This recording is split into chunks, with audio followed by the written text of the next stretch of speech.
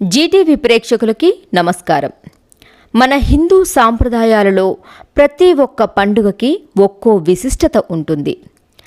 లయకారకుడైన ఆ పరమేశ్వరుడికి ఈ కార్తీక మాసం అంటే ఎంతో ప్రీతికరం. ఈ 30 రోజులు చేసే నదీ స్నానాలు, జపాలు, పూజలు, ఉపవాసాలు, దానాలు ఇలా చెప్పుకుంటూ పోతే ఎన్నో ఉన్నాయి. ఇందులో ఏ ఒక్కటి ఆచరించినా ఆ పరమశివుడి యొక్క అనుగ్రహం ప్రతి ఒక్కరిపై తప్పక ఉంటుంది. కార్తీక మాసంలో ప్రతినిత్యం ఆచరించవలసిన విధులు. కార్తీక మాసం 2వ రోజు విదియ, భగినీ హస్త భోజనం, అన్నా చెల్లెళ్ళ పండుగ. ఈరోజు తోబుట్టు ఇంటికి వెళ్ళి ఆమె చేతి భోజనం చేసి ఆమెకు కానుకలు ఇవ్వవలను. తోబుట్టు లేకున్నా ఆ వరసైన వారింటికి వెళ్ళవలెను. తరిగిన వస్తువులు తినరాదు. ఈరోజు తామర పువ్వు, ఉప్పు, నూనె దానం ఇవ్వడం చాలా మంచిది. ఈ కార్తీక మాసంలో కార్తీక పురాణాన్ని పఠించిన, విన్నా ఎన్నో శుభ ఫలితాలు కలుగుతాయి. అందుకని మనము ఆ కథను విని తరిద్దాం. కార్తీక పురాణం 2వ అధ్యాయం సోమవార వ్రత మహత్యము ఇప్పుడు తెలుసుకుందాం. వశిష్ఠ మహర్షి జనక మహారాజుకు కార్తీక పురాణాన్ని వివరిస్తూ కార్తీక సోమవార మహిమను వినిపించాడు. కార్తీక మాసంలో సోమవార వ్రతం చేయడం వలన శివ సాయుధ్యమును పొందుతారు. ఉపవసించవలసిన రోజులలో తనకు వీలైన చేయగలిగిన విధంగా రాత్రిపూట మాత్రమే భుజించడం, ఎవరినీ ఏదీ అడగకుండా ఆయాచితంగా లభించిన దానిని మాత్రమే తినడం, దాన ధర్మాలు చేయడం అనే పనులను చేయాలి. ఒకానొకప్పుడు కాశీక్షేత్రంలో పరమ నిష్ఠాగరిష్ఠుడైన ఒక సద్బ్రాహ్మణుడు ఉండేవాడు. అతనికి అత్యంత సౌందర్యవంతురాలైన, దుర్గుణాలకు నిలయమైన, కులాచారములందు భక్తి లేని, స్త్రీకి ఉండవలసిన సిగ్గు ఎగ్గులు ఏమాత్రము లేని నిష్ఠుర అనే పేరుగల కుమార్తె ఉండేది. నిష్ఠురను మంచి దారిలో పెట్టాలని తండ్రి నయానా భయానా ఎన్నో విధాలుగా ప్రయత్నించి విఫలుడైనాడు. యవ్వనవతి అయిన నిష్ఠురను సౌరాష్ట్ర దేశస్థుడైన మిత్రవర్మ అనే బ్రాహ్మణునకు ఇచ్చి వివాహం జరిపించాడు. మిత్రవర్మ భార్య సౌందర్యానికి దాసుడై మురిసిపోతూ ఆమె ఎంత నిర్లక్ష్యంగా చూసినప్పటికీ ఎంతో ప్రేమానురాగాలతో చూసుకుంటూ ఉండేవాడు. నిష్ఠుర భర్తకు చెప్పకుండా స్వేచ్ఛగా తిరుగుతూ ఉండేది. పరపురుషులతో సాంగత్యం పెట్టుకొని మితిమీరి ప్రవర్తించేది. అత్తమామలు కోడలి ప్రవర్తనను భరించలేక కుమారునికి భార్యపై గల వ్యామోహాన్ని ఆపలేకపోవడంతో వాళ్లే ఇల్లు వదిలిపెట్టి వెళ్ళిపోయారు.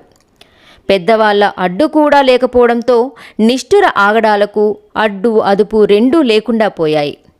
ఎప్పుడైనా ఒకసారి భర్త తనను మందలించినా నిష్ఠుర సహించేది కాదు.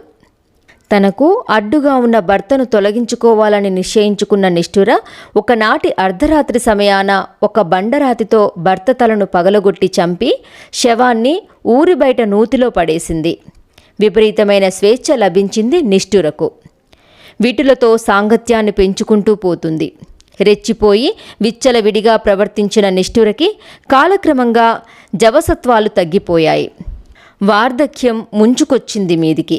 నిష్ఠురను చూసి అందరూ చీదరించుకునేవాళ్లే తప్ప ఆదరించేవారు కరువైపోయారు. అన్నం నీరు కూడా లేకుండా పోయాయి. చివరికి దిక్కుమాలిన చావు చచ్చింది. ఆమెను తీసుకుపోవడానికి యమభటులు వచ్చారు. యమభటులు ఆమెను యమలోకానికి తీసుకువెళ్ళి ఆమె చేసిన పాపకర్మలను తగిన విధంగా మిక్కిలి కఠిన శిక్షలను విధించారు. వాటిని అన్నిటినీ అనుభవించిన నిష్ఠుర శిక్షలు పూర్తి అయిన తర్వాత కుక్కగా భూలోకంలో అనేకసార్లు పుట్టింది. ఒకనాడు కుక్కగా పుట్టిన నిష్ఠుర ఆకలితో నకనకలాడుతూ ఆహారం కోసం అల్లల్లాడుతూ తిరుగుతుంది. ఆ రోజు కార్తీక సోమవారం కనుక ఆనాడు ఒక విప్రుడు పగలంతా ఉపవాసం ఉండి కార్తీక సోమవార వ్రతపూజ చేసుకొని ఆ ప్రసాదాన్ని ఆరుబయట పెట్టి నక్షత్ర దర్శనం చేసుకున్నాడు. ఇంతలో శునకంగా ఉన్న నిష్ఠుర ఆరుబయట పెట్టిన బలి అన్నాన్ని తిన్నది. రోజంతా ఉపవాసం ఉండి ఏమీ తిననందున వలన శివప్రసాదాన్ని భుజించడం వలన నిష్ఠురకు పూర్వజన్మ స్మృతి కలిగింది. వెంటనే అక్కడున్న బ్రాహ్మణుణ్ణి గొంతెత్తి అరిచి పిలిచింది. తనను రక్షించమని మరీ ప్రార్థించింది. దాయార్థ హృదయుడైన ఆ విప్రుడు కుక్కగా ఉన్న నిష్ఠుర పూర్వజన్మ వృత్తాంతంను తెలుసుకున్నాడు.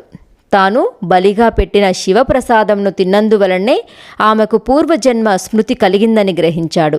అందువలన ఆ సోమవారం నాడు తాను చేసిన సోమవార వ్రత ఫలితమును నిష్ఠురకు అంటే కుక్కకు దారపోశాడు. దాంతో కుక్క యొక్క జన్మాంతరాలలోని పాపాలన్నీ పటాపంచలై దివ్యరూపం లభించింది. శివానుగ్రహము కలిగింది. కైలాసం నుండి పుష్పక విమానం వచ్చింది.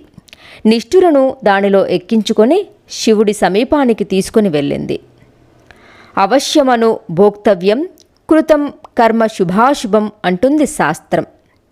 మనం చేసిన మంచి చెడు పనుల ఫలితములను ఆయా మంచి చెడుల రూపంలో తప్పక అనుభవించి తీరవలసిందే. సోమవార వ్రతం సమస్త దోష పరిహారకం, కైలాస ప్రాప్తిదాయకం. 2వ రోజు పారాయణం సమాప్తం. సర్వే జనా సుఖినో భవంతు.